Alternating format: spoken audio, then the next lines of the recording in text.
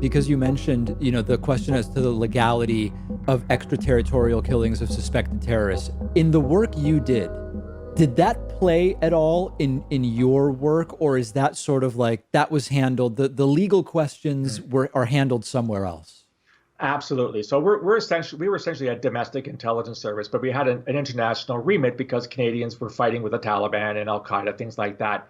We had lawyers, obviously, that were able to guide us, but we followed the law in the sense that we went to court to get warrants to intercept people's communications. You have to do that. You just can't, follow somebody on Twitter or intercept it because that's illegal in Canada. So from our perspective, we provided intelligence. And you provide it to decision makers. Now, sometimes the decision makers might be in the Canadian military or the U.S. military, and they will decide to do with that intelligence whatever their mandate says that they can do.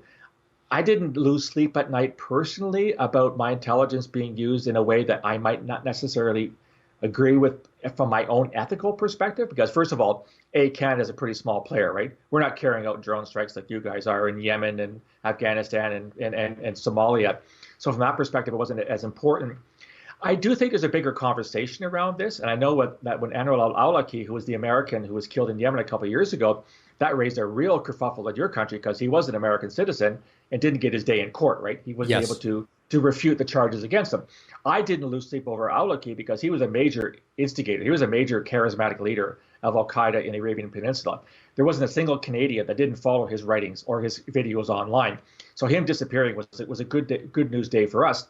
But on the other side of the coin, I do understand the legal ramifications of it. But when you work in intelligence, you provide the best information you can to those that can use it, and you do so to the best of your ability.